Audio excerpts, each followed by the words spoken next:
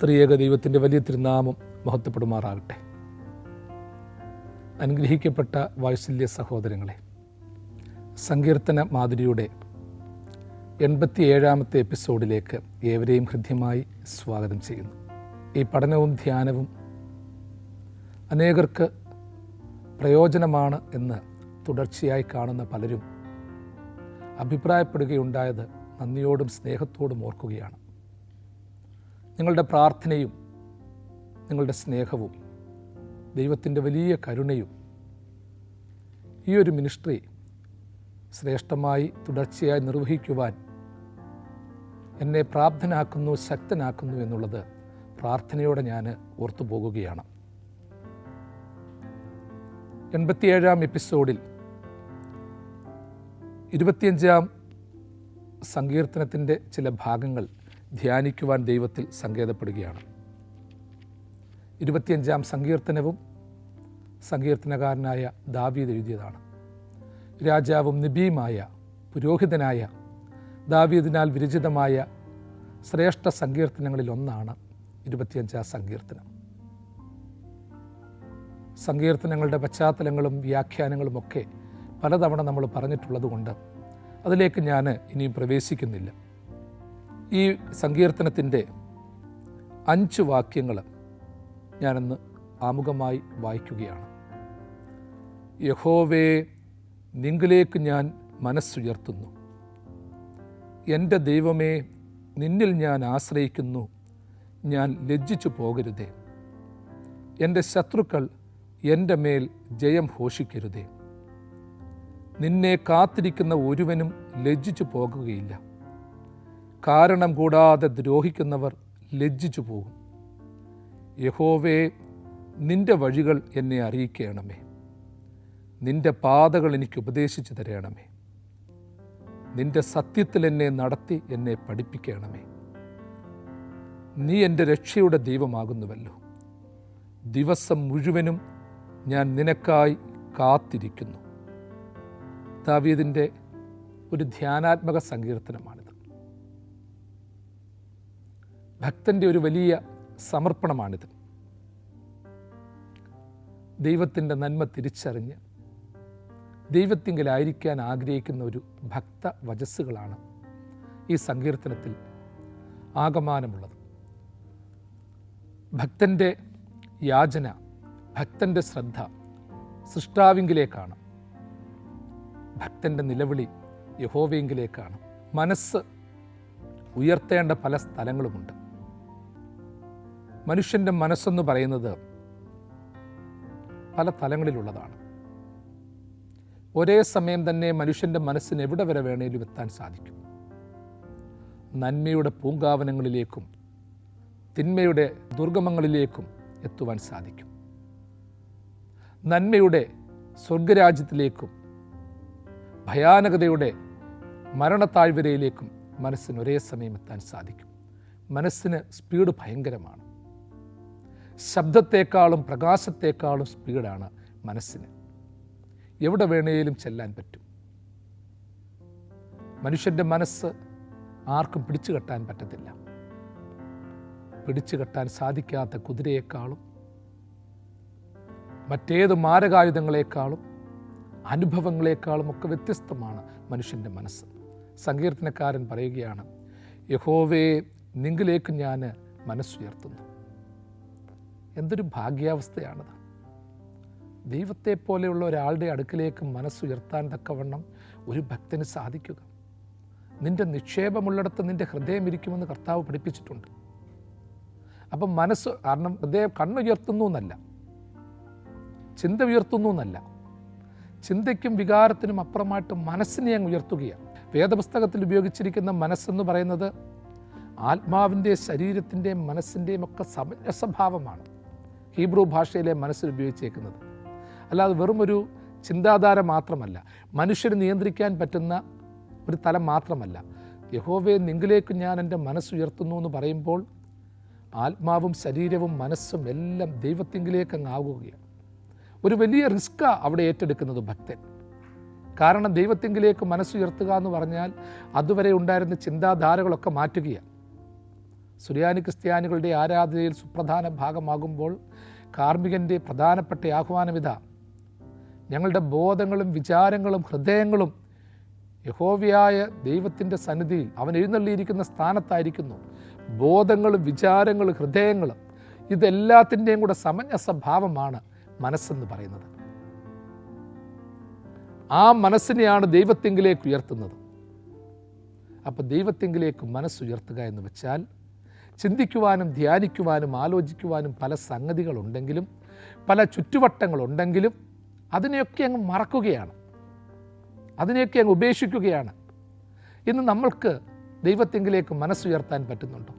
നമ്മൾ ചിലപ്പോൾ എല്ലാവരെയും കാണിക്കാൻ കണ്ണുയർത്തും, മുഖമുയർത്തും, ശരീരത്തെ കൊണ്ട് ദൈവസന്നിധിയിൽ കൊണ്ടിരുത്തും. പക്ഷേ മനസ്സുയർത്തുന്നു എന്നുള്ളതാണ് പ്രധാനപ്പെട്ട കാര്യം. ദൈവത്തിങ്കിലേക്ക് മനസ്സുയർത്തുന്ന ഒരു ഭക്തൻ്റെ മനസ്സിലുള്ളത് ഒരു വലിയ റിസ്ക്കാണ്. പലതിനെയും വിട്ടിട്ട് ദൈവത്തിങ്കിലേക്ക് ഉയർത്തുകയാണ്. ഇത്ര നല്ല രക്ഷകൻ വേറെയില്ലൂഴിയിൽ, ഹല്ലേലൂയ പാടും ഞാൻ. ഇത്ര നല്ല രക്ഷകൻ വേറെയില്ലൂഴിയിൽ, ഹല്ലേലൂയ പാടും ഞാൻ. അതെ, നല്ലവനായ ദൈവത്തിൻ്റെ സന്നിധിയിലേക്ക് മനസ്സിനെ വിട്ടുകൊടുക്കുകയാണ്. ഇന്ന് നമ്മളുടെ മൊബൈൽ പോലും മറ്റൊരു മനുഷ്യൻ്റെ കയ്യിൽ കൊടുക്കാൻ നമുക്ക് ധൈര്യമില്ല.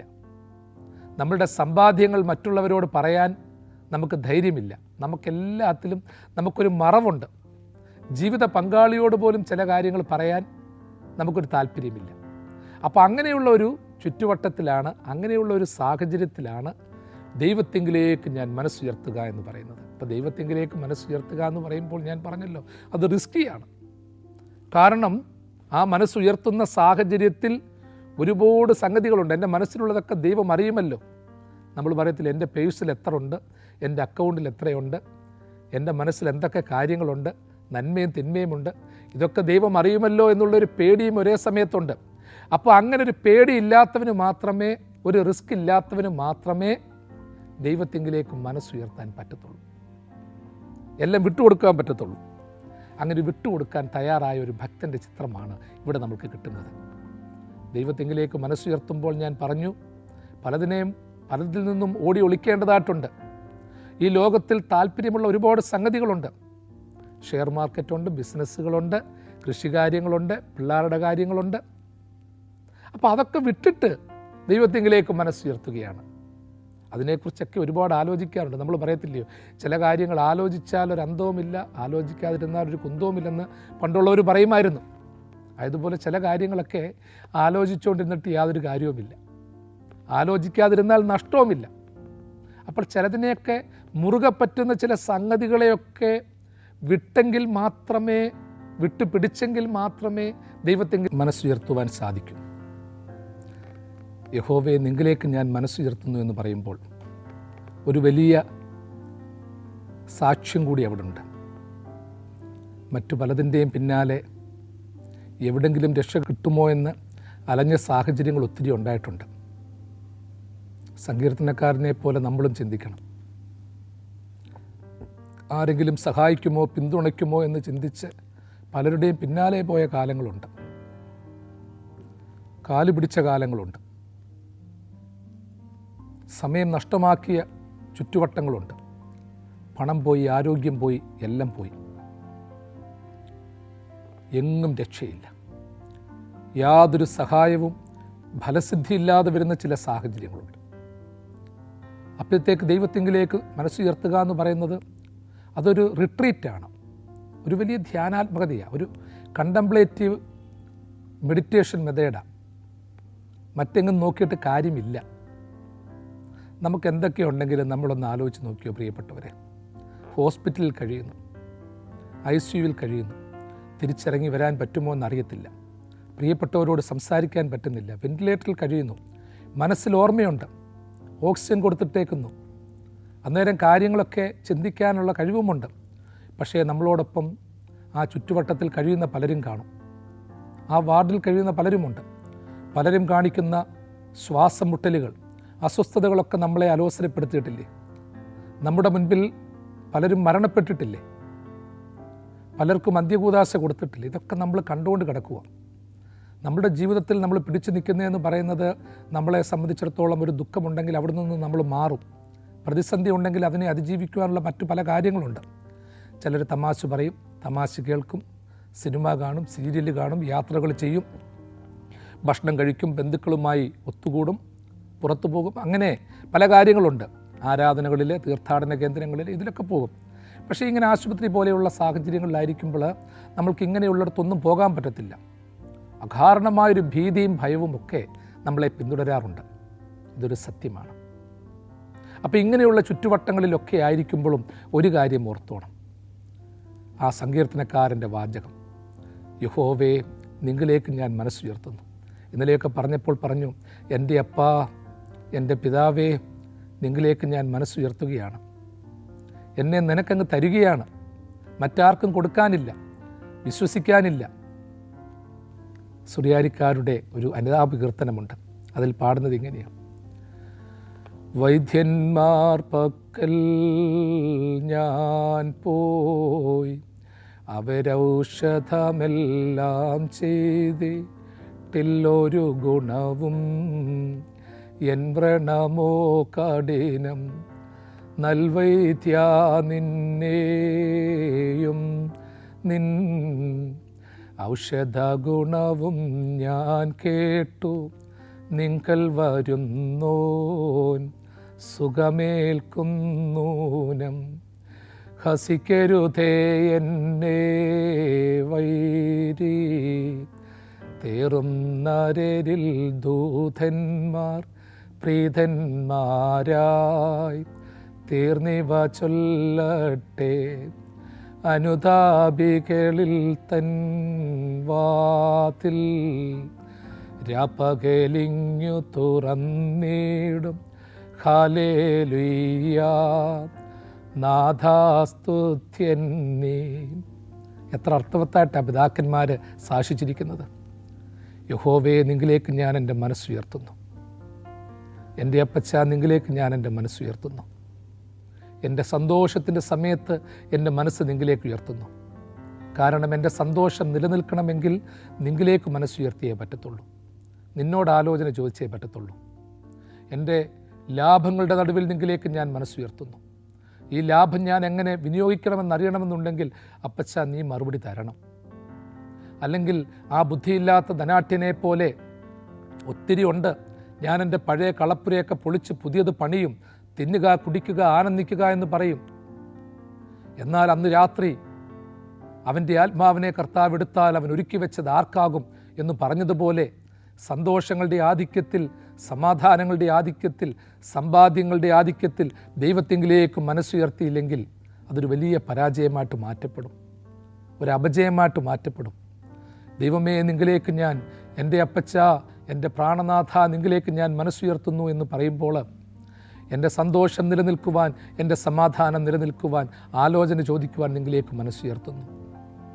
എൻ്റെ അപ്പച്ച എൻ്റെ വേദനകളെ മറക്കുവാൻ തക്കവണ്ണം, ലോകത്തിൻ്റെ ചതിയും വഞ്ചനയും മറക്കുവാൻ തക്കവണ്ണം, എൻ്റെ ആസക്തികളെ മറക്കുവാൻ തക്കവണ്ണം, നഷ്ടങ്ങളും ലാഭങ്ങളും മറക്കുവാൻ തക്കവണ്ണം, അതിനപ്പുറമായി നിന്നെ സ്നേഹിക്കുവാൻ തക്കവണ്ണം എൻ്റെ അപ്പച്ച നിങ്ങളിലേക്ക് ഞാൻ മനസ്സുയർത്തുന്നു. ഞാൻ പഠിച്ച പാഠങ്ങൾ, എൻ്റെ സമ്പാദ്യങ്ങൾ എനിക്ക് സഹായമായി വരാതിരിക്കുന്ന അവസരത്തിൽ എൻ്റെ അപ്പച്ച നിങ്ങളിലേക്ക് ഞാൻ മനസ്സുയർത്തുന്നു. എന്നെ വിശ്വസിക്കുവാൻ എൻ്റെ കുടുംബാംഗങ്ങൾ പോലും ഇല്ലാതിരിക്കുന്ന അവസരത്തിൽ എൻ്റെ അപ്പച്ച നിങ്ങളിലേക്ക് ഞാൻ മനസ്സുയർത്തുന്നു. എൻ്റെ അപ്പച്ച മുൻപോട്ടുള്ള ജീവിതത്തിന് പ്രതീക്ഷ നഷ്ടപ്പെടുമ്പോൾ, ജീവിക്കണ്ട എന്ന് തോന്നുമ്പോൾ ഒരു റീചാർജ് ചെയ്യുവാൻ തക്കവണ്ണം, എനിക്ക് നിൻ്റെ എനർജി ലഭ്യമാകുവാൻ തക്കവണ്ണം അപ്പച്ച നിങ്ങളിലേക്ക് ഞാൻ മനസ്സുയർത്തുന്നു. എൻ്റെ അപ്പച്ച മറ്റുള്ളവരോട് പഴിയും നിന്നയും കൂടുമ്പോൾ, മറ്റുള്ളവരുടെ നിന്ന പെരുകുമ്പോൾ, എനിക്ക് ക്ഷമിക്കാൻ കഴിയാതിരിക്കുമ്പോൾ അപ്പച്ച നിങ്ങളിലേക്ക് ഞാൻ മനസ്സുയർത്തുന്നു. എൻ്റെ അപ്പച്ച, എൻ്റെ സ്വർഗീയ പിതാവേ, ഒത്തിരി ആലോചനക്കാരൻ്റെ പിന്നാലെ വന്ന് കൂടുന്നുണ്ട്. എൻ്റെ സമ്പാദ്യം എങ്ങനെ ചെലവഴിക്കണം, എങ്ങനെ വീതം വയ്ക്കണം, എൻ്റെ പിള്ളേരെ എന്തിനു വിടണം, എവിടെ വീട് വയ്ക്കണം, എവിടെ വസ്തു വാങ്ങണം, എവിടെ യാത്ര ചെയ്യണം, ഇതിനെക്കുറിച്ചൊക്കെ ഭാരം കൂടുമ്പോൾ എൻ്റെ അപ്പച്ച ഒരു നല്ല മറുപടിക്കായി നീ എന്തു പറയുന്നു എന്ന് കേൾക്കുന്നതിനായി എൻ്റെ ജീവിതം സുരക്ഷിതമാകുവാൻ നിങ്ങളിലേക്ക് ഞാൻ മനസ്സുയർത്തുന്നു. എൻ്റെ അപ്പച്ച, ജീവിതയാത്രയ്ക്കിടയിൽ ചിന്തകൾ പലപ്പോഴും പതറിപ്പോകുന്നുണ്ട്. ഒത്തിരി നന്മയിൽ ജീവിക്കണമെന്ന് ആഗ്രഹിക്കുന്നുണ്ട്. പക്ഷേ സാത്താൻ്റെ ദണ്ടുകൾ, അമ്പുകൾ എന്നിൽ പതിച്ചിട്ടുണ്ട്. ദുഷ്ടചിന്തകൾ ഉയരുന്നുണ്ട്, ആസക്തികൾ ഉയരുന്നുണ്ട്. അതൊക്കെ വർദ്ധിച്ചു വരുമ്പോൾ എൻ്റെ അപ്പച്ച, എൻ്റെ മനസ്സിനെ നിയന്ത്രിക്കുവാൻ, ആത്മശരീര മനസ്സുകളെ ശുദ്ധീകരിക്കുവാൻ നിങ്ങളിലേക്ക് ഞാൻ എൻ്റെ മനസ്സുയർത്തുന്നു. ഇത്ര വിശ്വസ്തനായ നല്ലവനായൊരു പിതാവ് എൻ്റെ മുൻപിലുള്ളതിനാൽ, മറ്റാരെയും തേടിപ്പോകാൻ തക്കവണ്ണം എനിക്കില്ലാത്തതിനാൽ, ഇത്രയൊരു ഭാഗ്യം ഞാൻ നഷ്ടപ്പെടുത്തി കളയാതിരിക്കുന്നതിനായിട്ട് കിട്ടിയ അവസരം വിനിയോഗിച്ചുകൊണ്ട് എൻ്റെ അപ്പച്ച, നിങ്ങളിലേക്ക് ഞാൻ മനസ്സുയർത്തുന്നു.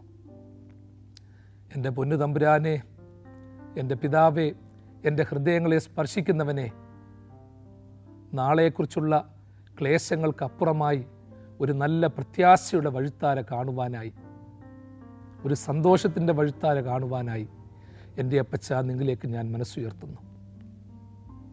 എൻ്റെ പൊന്നപ്പച്ച, നീ എനിക്ക് വാഗ്ദാനം ചെയ്തിട്ടുണ്ടല്ലോ ഒരു നല്ല രാജ്യം, ഒരു നല്ല ഭവനം തരുമെന്ന്.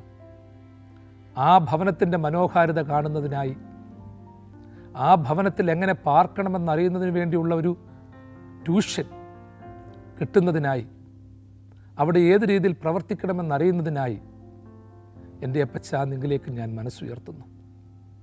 എൻ്റെ അപ്പച്ച, സ്വർഗരാജ്യത്തിൽ മാലാകമാരുടെ സ്തുതിഗീതങ്ങൾ ഉയരുന്നുണ്ട്, വാദിത്ര സ്വരങ്ങൾ ഉയരുന്നുണ്ട്, ശബ്ദങ്ങൾ ഉയരുന്നുണ്ട്. ആ ഭാഗത്ത് ഞാൻ നിരാശനായി, വേദനിക്കപ്പെട്ട്, പിന്തള്ളപ്പെട്ടവനായി നിന്ന് പോകാതിരിക്കുവാൻ തക്കവണ്ണം ആ പാട്ടുകളൊക്കെ പഠിക്കാൻ വേണ്ടി, അവരുടെ വഴിത്താരകൾ അറിയാൻ വേണ്ടി എൻ്റെ അപ്പച്ച, നിങ്ങളിലേക്ക് ഞാൻ മനസ്സുയർത്തുന്നു. എൻ്റെ ഹൃദയത്തിൻ്റെ പ്രഭുവേ, എൻ്റെ ഹൃദയത്തെ സ്പർശിക്കുന്നവനെ, മനസ്സലിവുള്ളവനെ, നന്മയുള്ള പിതാവേ, ഇവയ്ക്കൊക്കേക്കും വേണ്ടി, പ്രത്യാശയിൽ നിറയുന്നതിന് വേണ്ടി ഞാൻ മനസ്സുയർത്തുന്നു. എൻ്റെ അപ്പച്ച, എൻ്റെ ചുറ്റുവട്ടത്തിലുള്ള പലരും വീണുപോയിട്ടുണ്ട്. ഞാനും വീഴ്ചയുടെ പടുകുഴിയുടെ വാതിലിലായിരിക്കുകയാണ്. സമാധാനമെന്നുള്ളതൊക്കെ നഷ്ടപ്പെട്ടു പോയി. ബന്ധുമിത്രാദികളും മാതാപിതാക്കളൊക്കെ വേർപെട്ടു പോയി. ആശ്വാസം അർപ്പിച്ചവരൊക്കെ എവിടെയോ പോയി. അങ്ങനെയുള്ള സാഹചര്യത്തിൽ മറ്റുള്ളവർക്ക് ഒരു മറുപടി കൊടുക്കുവാൻ, അവർക്കൊരു താങ്ങൽ കൊടുക്കുവാൻ, അവർ ചോദിച്ച ചില ചോദ്യങ്ങൾക്ക് മറുപടി കൊടുക്കുവാനായി, അവരുടെ സംശയങ്ങളെ ഒന്ന് തിരുത്തുവാനായി, നിൻ്റെ ഒരു വാക്ക് അവർക്ക് പകർന്നു കൊടുക്കുവാനായി എൻ്റെ അപ്പച്ച, നിങ്ങളിലേക്ക് ഞാൻ മനസ്സുയർത്തുന്നു. എൻ്റെ ഹൃദയത്തിൻ്റെ നാഥ, എൻ്റെ യഹോവേ, എൻ്റെ രക്ഷക, ഒരുപാട് നിന്ദയുടെ സ്വരങ്ങൾ ഞാൻ അവിടെ നിന്നും ഇവിടെ നിന്നുമൊക്കെ കേൾക്കുന്നുണ്ട്. അതിൽ പല കാര്യങ്ങളും എനിക്ക് അറിവില്ലാത്തതാണ്, ഞാൻ കേട്ടിട്ടില്ലാത്തതാണ്. എടുക്കാത്തത് തിരിച്ചു കൊടുക്കേണ്ടി വരുന്നു, ചിന്തിക്കാത്തതിന് മറുപടി പറയേണ്ടത് വരുന്നു. ആത്മാർത്ഥമായി പ്രവർത്തിച്ച പലതും തിരിഞ്ഞുകൊത്തുന്നു. കാരണം എൻ്റെ സത്യം പറയാൻ പറ്റാതെ പോകുന്നു. അത്തരമൊരു സാഹചര്യത്തിൽ നിൻ്റെ കുഞ്ഞ് വീണു പോകാതിരിക്കുവാൻ തക്കവണ്ണം അപ്പച്ച, നിങ്ങളിലേക്ക് മനസ്സ് ഉയർത്തിയാലല്ലാതെ നിലനിൽക്കാൻ പറ്റത്തില്ലല്ലോ. അത്തരമൊരു സാഹചര്യത്തിൽ നിലനിൽക്കണമെന്നുണ്ടെങ്കിൽ നിൻ്റെ കൃപയുണ്ടാകണമല്ലോ. അതിലേക്ക് ഞാൻ മനസ്സുയർത്തുകയാണ്. കർത്താവേ, കറയില്ലാത്ത ഹൃദയമെനിക്കരുളിടണമേ, പിഴയധികാരം ചെയ്തതിനാൽ മുന്നേക്കാളതു വഷളായി, ആത്മശരീര മനസ്സുകളാം എന്നോട് തിരുമുൽ കാഴ്ചകളെ, ശോഭ കലർന്ന വിളക്കുകളായി ഞാൻ കത്തിപ്പാറാകണമേ. എൻ്റെ പൊന്നു തമ്പുരാനെ, എൻ്റെ ജീവൻ്റെ നായക, ജീവൻ്റെ ജീവനെ, എല്ലാ സുഗന്ധത്തെക്കാളും നല്ല സുഗന്ധമായവനെ, എല്ലാ ഔഷധത്തെക്കാളും ഔഷധമായവനെ, എൻ്റെ വിളക്ക് പലപ്പോഴും കെടാറായിരിക്കുകയാണ്, എണ്ണ തീരാറായിരിക്കുകയാണ്. കരുതിയ എണ്ണ തീർന്നു പോയി. ഞാനെടുത്ത എണ്ണ എൻ്റെ വിളക്കിനെ കത്തിക്കുവാൻ പ്രാപ്തവുമല്ല എന്ന് ഞാൻ തിരിച്ചറിയുന്നു. നീ തന്ന എണ്ണയാ ഞാൻ എടുത്തോ എന്ന് എനിക്ക് അറിഞ്ഞുകൂടാ. നീ തന്ന വിളക്കാണോ എൻ്റെ കയ്യിലുള്ളതെന്നും എനിക്ക് അറിഞ്ഞുകൂടാ. നിൻ്റെ തീ തന്നെയാണോ ഞാൻ വിളക്കാണെന്ന് കരുതി കയ്യിൽ കൊണ്ട് നടക്കുന്നതിനെ പ്രകാശിപ്പിക്കുന്നതെന്നും എനിക്കറിഞ്ഞുകൂടാ. എൻ്റെ പ്രകാശത്തിൻ്റെ നായകനെ, നിൻ്റെ എണ്ണ എന്നിലേക്ക് പകരുവാൻ തക്കവണ്ണം, നിൻ്റെ പ്രകാശം തന്നെ എന്നിൽ ജ്വലിപ്പിക്കുവാൻ തക്കവണ്ണം, നീ തന്ന ദീപമാണ് ഞാൻ വഹിക്കുന്നതെന്നുള്ള ഒരു അറിവെനിക്ക് പകർന്നു തരുവാൻ തക്കവണ്ണം അപ്പച്ചാ, എൻ്റെ മനസ്സ് ഞാൻ നിങ്കിലേക്ക് ഉയർത്തട്ടെ. നിത്യജീവൻ്റെ ഉറവുകൾ നിങ്കലുണ്ടല്ലോ. നിന്നെ വിട്ടിട്ട് മറ്റെവിടെ പോയി ഞാൻ മനസ്സർപ്പിക്കും? ആധുനിക കാലത്ത്, ഇന്നത്തെ കാലത്ത് എൻ്റെ അപ്പച്ച നിക്ഷേപങ്ങൾ പോലും കളിപ്പിക്കുന്ന ഒരു തലമാണല്ലോ ഉള്ളത്. മനുഷ്യൻ ചോര നീരാക്കി കൊണ്ടുവരുന്ന സമ്പാദ്യങ്ങളെ യാതൊരു ധാർമ്മികതയുമില്ലാതെ നശിപ്പിച്ച് തട്ടിയെടുത്ത് സ്വാർത്ഥമായി ഉപയോഗിക്കുന്ന നന്ദിയില്ലാത്ത ലോകം എൻ്റെ ചുറ്റിലുമുണ്ടല്ലോ. പലരും വിവാഹത്തിനും രോഗത്തിനുമൊക്കെ സമ്പാദിച്ചു വെച്ചിട്ടുള്ള സമ്പാദ്യങ്ങൾ പോലും വ്യർത്ഥമായി എടുത്തുപയോഗിക്കുന്ന ചില ആളുകൾ അറിയാതെ ഞങ്ങളുടെയൊക്കെ ഇടയിലുണ്ടല്ലോ. കർത്താവേ, ഞങ്ങളുടെ നിക്ഷേപം നിങ്ങൾ അർപ്പിക്കുവാൻ തക്കവണ്ണം മനസ്സുയർത്തുകയാണ്. നിക്ഷേപമായിട്ടൊന്നുമില്ല, 2 തുള്ളി കണ്ണുനീര് മാത്രമേ ഉള്ളൂ. ആ കണ്ണുനീർത്തുള്ളികൾ സ്വീകരിക്കുവാൻ തക്കവണ്ണം ദൈവമേ മനസ്സല്യണമേ. ആ കണ്ണുനീർത്തുള്ളികളുമായി നിൻ്റെ അടുക്കിലേക്ക് മനസ്സുയർത്തുകയാണ്. സെമവോൻ തൻ ഭവനേ വന്ന പാപി സ്ത്രീ പോലിരു തുള്ളി കണ്ണീർ കണ്ടൻ മേൽദയ തോന്നണമേ. സെമവോൻ തൻ ഭവനേ വന്ന പാപി സ്ത്രീ പോലിരു തുള്ളി കണ്ണീർ കണ്ടൻ മേൽദയ തോന്നണമേ. എൻ്റെ സ്വർഗസ്ഥനായ അപ്പച്ച, ദാവീദ് രാജാവ് എല്ലാം മറന്ന് നിങ്കിലേക്ക് ഞാൻ എൻ്റെ മനസ്സുയർത്തുന്നു എന്ന് പറഞ്ഞതുപോലെ ബലഹീനനായ ഞാനും എൻ്റെ പ്രിയപ്പെട്ടവരും സ്നേഹിക്കുന്നവരും ഉപദ്രവിക്കുന്നവരുമൊക്കെ നിങ്കിലേക്ക് മനസ്സുയർത്തുകയാണ്. നിങ്കിലേക്ക് മനസ്സുയർത്തുവാൻ തക്കവണ്ണം, മനസ്സിനെ സ്വീകരിക്കുവാൻ തക്കവണ്ണം പൊന്നപ്പച്ച നീ നിന്ന് തരത്തില്ലേ? എത്രമാത്രം മനസ്സുയർത്തിയാലും തള്ളിക്കളയാത്തവനായ ഒരുവനാണ് നീ എന്ന് ഞങ്ങൾക്ക് ഉറപ്പുണ്ട്. യാചിപ്പീൻ കിട്ടുമെന്നും, അന്വേഷിപ്പീൻ കണ്ടെത്തുമെന്നും, മുട്ടുവീൻ തുറന്നു തരുമെന്നും വാഗ്ദാനം ചെയ്തവൻ സ്വർഗത്തിലെ അപ്പച്ച നീ മാത്രമാണല്ലോ. നീ സ്വർഗത്തിലെ അപ്പച്ചനാണെങ്കിലും എൻ്റെ ദൈവമേ, അങ്ങ് സ്വർഗത്തിലിരിക്കാൻ ആഗ്രഹിക്കാതെ ഭൂമിയിലേക്ക് ഇറങ്ങി വന്നവനാണല്ലോ. സങ്കീർത്തനക്കാരൻ നിങ്കിലേക്ക് മനസ്സുയർത്തുന്നു എന്ന് പറഞ്ഞപ്പോൾ സ്വർഗത്തിലേക്ക് മനസ്സുയർത്തുവാൻ, യഹോവയെങ്കിലേക്ക് മനസ്സുയർത്തുവാൻ തക്കവണ്ണം പലരും തയ്യാറാകാതിരിക്കുന്നത് കണ്ട് ഞങ്ങളുടെ ഇടയിലേക്ക് തൻ്റെ മനസ്സുമായി കടന്നു വന്ന, ആത്മാവുമായി കടന്നു വന്ന അങ്ങയെ തിരിച്ചറിയാതെ പോയതിനെ ഓർത്ത് ഒത്തിരി ദുഃഖമുണ്ട്. എൻ്റെ അപ്പച്ച മനസ്സ് വീണ്ടും ഒന്ന് ഉയർത്തിക്കൊള്ളട്ടെ, കണ്ണുകൾ വീണ്ടും ഒന്ന് ഉയർത്തിക്കൊള്ളട്ടെ. കാരണം എവിടെ തിരിഞ്ഞാലും വേദനകളുടെയും നിരാശയുടെയും അനുഭവങ്ങളൊക്കെ ഉണ്ട്.